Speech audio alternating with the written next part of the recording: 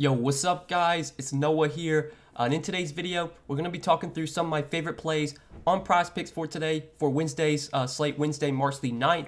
Now we do have a massive slate tonight. There are 12 games tonight, one of the bigger slates we've had in a long time.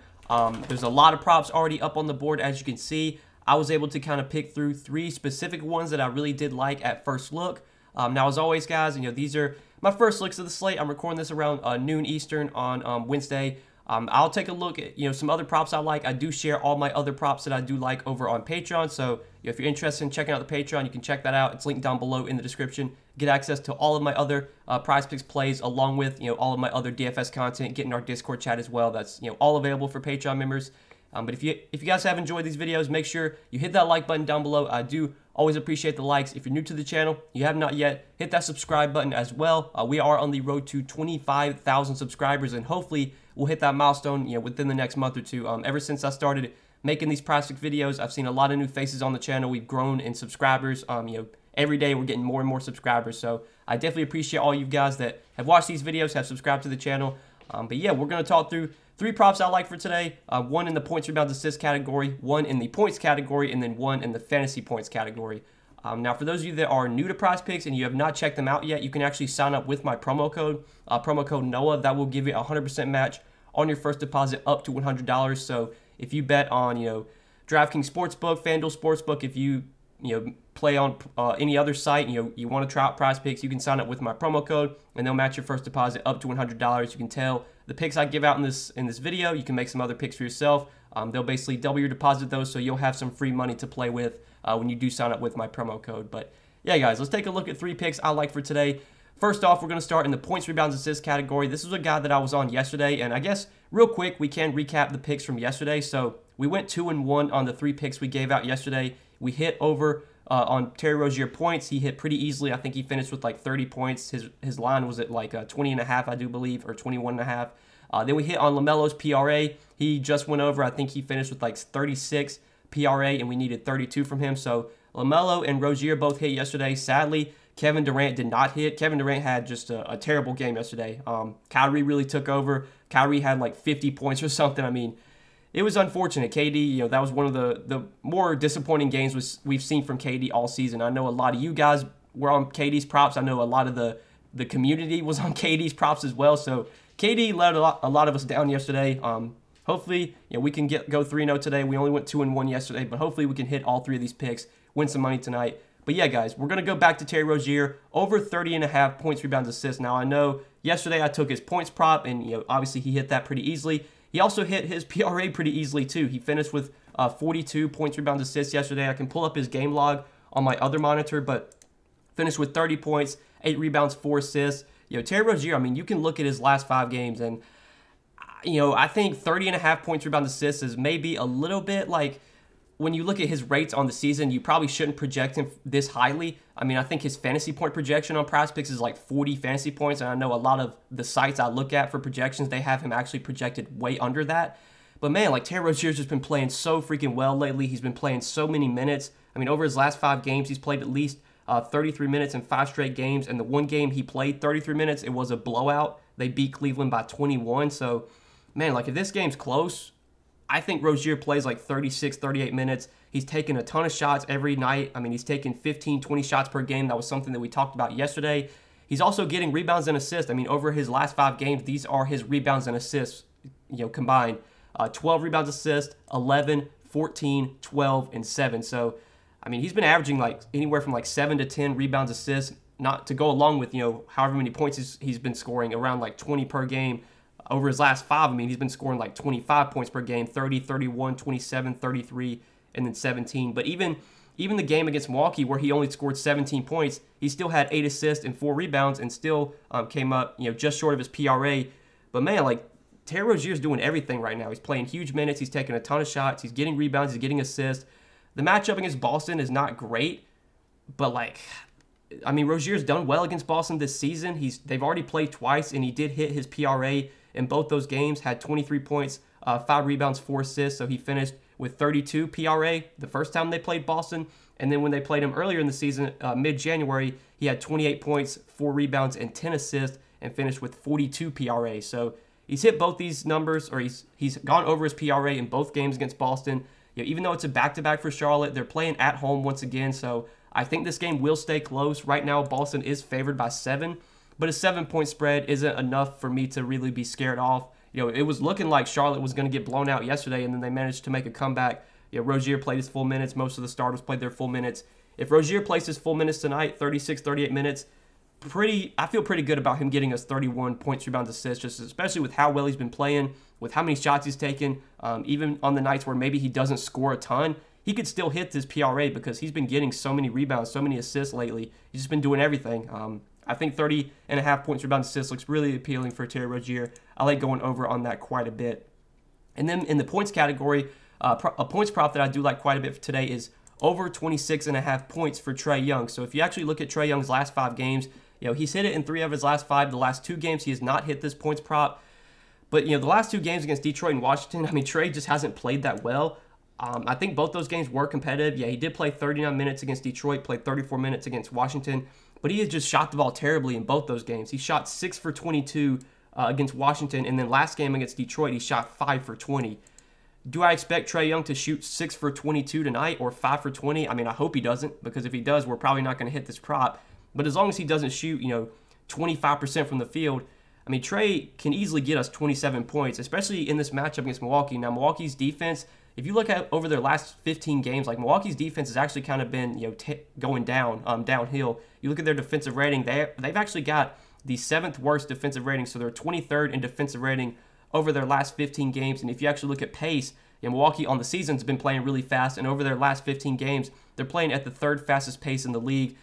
Atlanta, on the other hand, they're down, more towards the bottom in pace, about middle of the pack. They are, they're 23rd in pace over their last 15 games. So it's a big time pace up spot for Milwaukee facing a fast-paced Bucks team. Their defense over their last 15 games, defensive rating has definitely dropped off. And if you actually look at three-point frequency, so obviously, Trae Young's a guy that takes a lot of threes.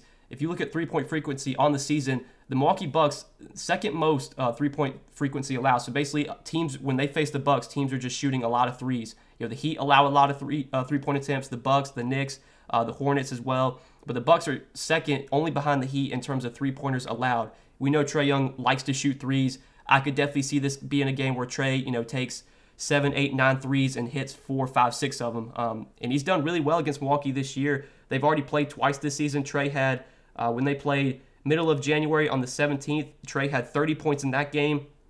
And then when they played earlier in the season, I think it was kind of towards the early part of the season, Trae had 42 points. So in their 2 meetings this season, Trae's had 42 points and 30 points against Milwaukee. Milwaukee, they're on a back-to-back, so maybe they come into this game a little bit tired. They played OKC last night. It was a blowout, so I would think most of the starters should be good to go here. But even though this game has like a 5-point spread, I think Milwaukee was actually favored by 5.5. It's gone down to 4.5 now.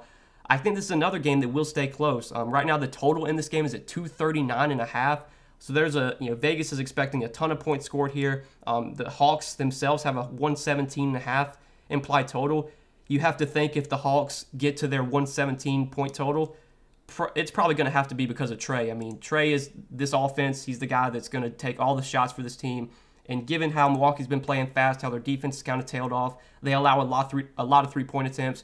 Trae's done really well in their matchups this season. I think kind of all the boxes are checked for Trae. Now, the one, I guess, negative is that Trae will probably be guarded by Drew, and Drew has been a really good defender just throughout his career. But I still think Trae, just with how much usage he gets, with how many shots he's going to take every night, as long as he doesn't shoot 25% from the field like he has the last 2 games, he can get us 27 points pretty easily here. So I like over 26.5 points for Trae Young. The second pick I'll be targeting for today, and then the third and final pick is in the fantasy points category, and it's with Marvin Bagley, over 26 fantasy points. Now, Marvin Bagley is being he's kind of being thrusted into a new role today. Isaiah Stewart has already been ruled out for this game, so I'm expecting Marvin Bagley to start at center in place of Isaiah Stewart. He did start the second half in their last game after Isaiah Stewart got injured, and Bagley played really, really well. I'll actually pull up his last 5 games you can see. So in that game against Atlanta that he did start the second half for Isaiah Stewart, he put up 40.5 fantasy points, and I want to pull up his game log just so I can confirm everything that he did, but I'm pretty sure he had a double-double. Yeah, he had a double-double, 19 and 10, had 1 assist, 1 block, 2 steals, played 36 minutes, so played a ton of minutes. I know Kelly Olynyk was in foul trouble last game, So do we get 36 minutes again from Marvin Bagley? Maybe not. Maybe he only plays like 30, 32.